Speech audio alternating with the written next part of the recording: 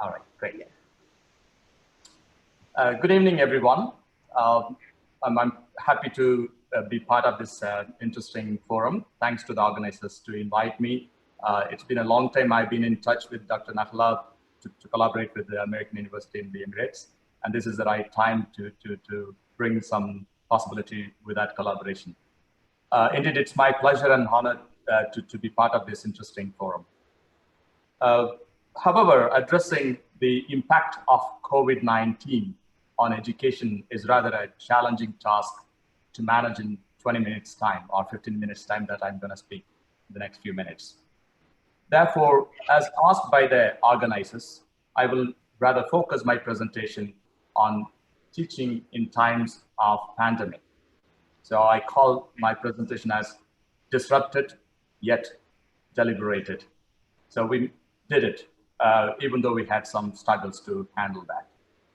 So as an educationist and as a practitioner, I would say that teaching was to some extent disrupted by the pandemic, yet most of us deliberated diligently to large extent and in many contexts. Of course, there are challenges that every one of us experienced. We have learned lessons from this experience, and we continue to learn several lessons for our future practices. I will mainly focus my presentation on the trends of teaching in times of the pandemic, exploring the opportunities, challenges, and offer some ways forward. That's going to be my focus. Let me see how I can. Okay, great. Let me start by presenting the trends in teaching due to the pandemic. Right? What trends have evolved or changed during this time of the crisis? The big shift we have seen in teaching in recent times is the tech trend, a shift in the use of technology, which otherwise I call the pandemic shift. Instead of calling it a paradigm shift, I call it a pandemic shift, or the Zoom effect. We're all Zooming, right? We talk to each other in Zoom. So that's the effect that we have experienced. In one of my other research that I carried out recently, I explored students' perspectives on the transformation of teaching and learning in tertiary education. Majority of the respondents in that study indicated that the tech shift in teaching has been occurring for quite some time. It's not new. What we witness now is the acceleration of it, the speed in which it has actually gone wide around the world. And some argue that 5 months ago, no one valued online teaching, or many did not value online teaching as we do now. While some others argue, hey, wait for another 5 months to see the worth of the online teaching during the post-pandemic world. Hopefully, things are going to be all right in 5 months' time, or less than that. While some take this in a realistic stance to use blended approach, that's going to be the future, some predict, and let's see what's going to happen. And of course, universities, academics, students who already dated with online teaching and learning could quickly face and adapt to this disruption as they were familiar with it, while some others struggled to cope because they never dated with it. Some suggest that the pandemic exposed how we were underprepared, or how we are underprepared to deal with such emerging crises in teaching and in education. Of course, some countries and some institutions were well prepared to face this, while others found it difficult. And I would say in the UAE, most institutions could very quickly bounce back and be resilient to face this new reality, including our university, the British University in Dubai. We completely deliver the entire term teaching online using Blackboard. Some consider that this trend is going to be the new opportunity while some others caution about the potential challenges and the troubles that it might bring.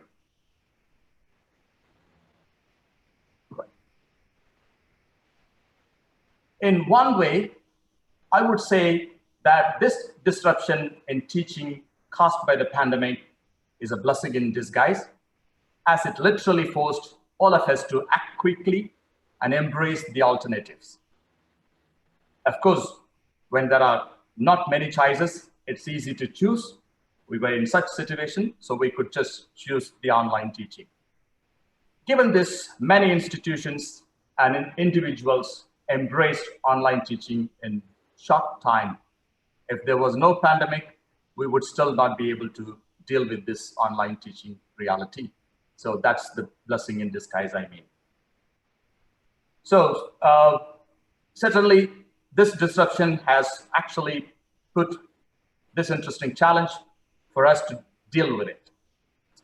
Another interesting positive effect of this disruption is that many of us have become very kind and compassionate towards others, because we all are in this reality. So we learn to be more caring and compassionate towards others as we needed ourselves this. It is good to see even the bossy teachers to be friendly to students and the demanding students to be nice to the instructors. So that's a shift. Good to see. It's good to see teachers being kinder to students, and parents and students are very understandable to teachers, much better than before. I could see that in my practice currently. Other privileges include that we could overcome the distance. We don't have to drive far to work, and we can stay back at our home with our own comfortable ends to sit and learn, teach. These are some of the privileges that we enjoy during this time through online teaching and learning. I would say that technology has much evolved, advanced than ever before. It is very user-friendly, and it is not impossible any longer to deal with it as we used to have struggle in the past. It is important to understand that technology is not everything for pedagogic practices, but a tech-able teacher is much sought after, especially at this time, which is a reality that we need to understand. If you span around in the job market, many tech-able teachers are on demand. Many institutions are starting tech research center, ICT research programs. These are really catching up in this time that is very attractive for online teaching and learning. Let's look through some of the challenges. The key flip side of online teaching and learning is the increase in screen time and its impact on our physical and psychological well-being. We spend more time on screen. Children spend more time on screen. So this is something that we need to be mindful. Hospitals recently reported that there is a spike in eye problem in times of the pandemic due to the increase in screen time. So we have to be very careful about using screen for all our daily work and teaching, learning, and other activities. It is also possible that people may develop aversion towards online teaching and learning, as excess of everything may result in disliking. Already, people are tired of webinars and online, sessions, because everyone is doing this around the world. So that's going to be a negative effect, I would say. Some argue that nothing compares to real. For them, online teaching and learning is not real. Online teaching is more similar to touching someone with gloves. Wearing gloves and touching someone is not real. For them, it's okay to use gloves during the pandemic time. Same way it's okay to use online teaching in times of disruption, not forever. As we are real people, real teachers dealing with real students, we need real learning space. This is what some who like such face-to-face experience. As the dean started out well, saying that more than the teaching, the social side of learning, the informal learning experience, the coming to the campus itself, meeting peers, meeting other fellow colleagues, gives us a lot of learning every day. We miss those aspects of the social side of learning. That's something that we need to be very mindful as well. I would say we should be also mindful of the digital divide, that not everyone is able to have the privilege to own high-tech devices, and the tech ability of all, that not everyone is able to deal with the modern softwares or all the new gadgets. So we have to be mindful of those challenges, and we must consider the gap in resources for all to embrace technology. Not every institution, not every country is able to equip in quick time to deal with these kinds of demands. So these are some of the challenges I see. The big question here, how best online teaching and learning is helping us for the universal pursuit of knowledge. Philosophically speaking, that going to university, learning in university is directed towards the pursuit of universal knowledge. Are we able to achieve this goal merely by shallow teaching and learning in online platforms? We need to really introspect our own practices. Let me show quickly. I'm sure that you are aware of these basic, learning taxonomies built by Bloom's quite long ago. We have the latest one called the Bloom's Digital Taxonomy. Before I put forth the way forward, let's quickly reflect on these, models that were built earlier. I don't want to go over them in the interest of time. However, it is important to evaluate the use of online teaching and learning and its rigor to meet the higher order thinking skill, which is possible only in deep teaching and in deep learning, particularly the ability to analyze, evaluate, and create requires cognitive rigor. Are we able to provide such cognitive rigor, the possibility to learn the higher order thinking skills using a few approaches in online platforms? It's not clear, therefore, how best online teaching and learning could help us with deep learning and deep teaching.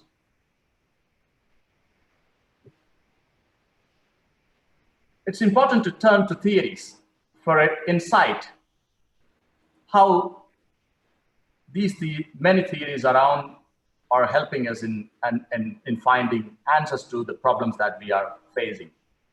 And I'm very mindful and aware of the rich theoretical basis in the field of teaching and learning. I don't have time to go to all of them, and it will only increase the complexity of our reflection if we attempt to visit all of them. Therefore, here are some of the essential theoretical reasoning and reflection that I would like to offer as ways forward to reflect about our current and future pedagogical practices, especially as it disrupted in this time of pandemic. Richard Feldman, one of the contemporary American philosophers, notion called the epistemic obligation is worth revisiting in times of pandemic teaching. Feldman asserts that as instructors and as learners, we must hold epistemic obligation, which demands two duties. One duty is to know the truth, the other is to avoid error. I'll repeat, one duty is to know the truth, the other is to avoid error. And it is not easy to hold epistemic obligation in shallow teaching and peripheral learning. He argues that institutions, instructors, and learners must fulfill epistemic obligations to ensure the universal pursuit of knowledge. An epistemic obligation is the pedagogical moral duty otherwise, as contested by Robert Hardy. So if online teachings and learning is not able to help us to fulfill our epistemic obligation, our pedagogical moral duty, how good are we to go with it? We must be aware of Lee Schulman's pedagogical content knowledge framework, which was further developed by Misra and Holher, who added technology and called it technological, pedagogical, and content knowledge, that an instructor must have familiarity with the technology, the pedagogic ability, and then the content knowledge in order to be a good instructor, right? And I would like to further include moral and empathic dimensions in order to make it more appealing, especially during this time of disruption. And I call it MedPack, including moral, empathic, technological, pedagogical, and content knowledge, as we need to fulfill the moral duty as instructors and institutions, and we have to be empathic and kind towards learners who might have challenges to deal with technological issues. So this is something that we can think to further develop as MedPack framework.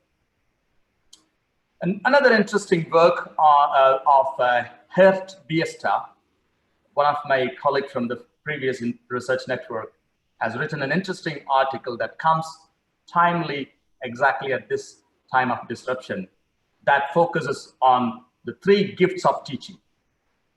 Biesta talks about 3 interesting gifts of teaching. Teaching is not a profession, it's a mission. And we are blessed with these 3 interesting gifts, which we are passing to the learners. For him, the first gift is being given what you did not ask for, which he calls as epistemic qualification, in which teacher's duty is to deliver beyond expectations of the learner. So I'm not just delivering what I'm asked to. I need to fulfill my epistemic duties, and I need to fulfill my epistemic obligation, which is possible only when I am able to have this epistemic qualification to go beyond what is asked for. The second gift is double truth giving. How many of us actually have time to do that? This is a big question. And this Biesta calls as intellectual socialization, in which the teacher fulfills epistemic duty. Because in dealing with the double truth giving, the instructor would go beyond the norms, would go beyond the status quo, would go beyond the boundaries to negotiate, to discuss the ideas with the learners and collectively construct knowledge together. The third gift Biesta calls as being given yourself, which he calls as the pedagogical subjectification. Here the teacher transcends himself or herself to the needs of the students. More a servant leadership approach. How best are we able to cherish these gifts using online teaching learning, considering the challenges for deep pedagogical engagement in online teaching and learning? I further would like us to reflect on the need for instructional leadership by both instructors and institutions in leading the use of appropriate and authentic curriculum, pedagogic practices, and assessment techniques. Instructional leaders play a pivotal role in leading instructors, instructions, learners, and learning. Let me now look for the way forward, exploring the trends, theories, opportunities, and challenges eventually lead us to foresee the ways forward. My sense is that the trend of online teaching and learning will possibly continue, maybe partially, even when the pandemic is gone. Whether we like it or not, this is going to stay there for a long time, or even forever, and be sophisticated and be shaped to make it more user-friendly, fixing all the comments and critics that we talk about. Maybe it will grow better. And it's up to us to use this meaningfully for our own benefit, but not as our burden. Some argue that the online teaching and learning is the new normal, right? We talk about the notion, the new normal now. While some others argue the other ways. Assuming normal as neither bad nor as ideal ground and state of mind, and assuming chaos has always been around and be part of the normal, there has never been a perfect old normal, or there will never be a perfect new normal. Therefore, in my sense, a new normal will evolve in the post-pandemic world. Eventually, blended learning possibly be accepted as a common practice. And that could be a reality that we all have to undergo our experience in the future. And of course, this comes not as an easy way. We need to, of course, do a lot of sacrifice. We need to be diligently manage screen time. We need to manage digital divide. We need to be tech-able and tech-resourced. And other challenges have to be managed and tackled in order to carry this online teaching and learning beyond. An important skill needed for this is the social tech engagement that will help effective and meaningful interactions between people using technology. If that is not achieved, there will be a tech barrier that would stop us with less interactions. I'm not here to discuss on who benefits from the emergence of online teaching and learning, not leaving behind the arguments that a few tech giants' profits has gone high in this time of disruption. And this situation, should this be seen as disaster profiting? It's another debate that I don't want to open now. But it's important to question those. Teaching, for me, is central to universities' existence. And therefore, universities' must find better ways to strengthen and sustain quality teaching. Supporting instructors, students, and supporting one another is very important in this time of disruption to overcome any challenges in practicing teaching and learning in our daily life. The UAE suggests, if we really drive around in Dubai Road, we see everywhere a beautiful slogan saying, "We are all responsible." That's an interesting suggestion from the country here. Same way, we are all responsible for the teaching learning practices during this time or any other time. So let's be mindful of the challenges and opportunities and take this as a learning experience to further drive our educational practices for the better of the world and for everyone. Thank you. Thank you so much. Thank you, Dr. Solomon.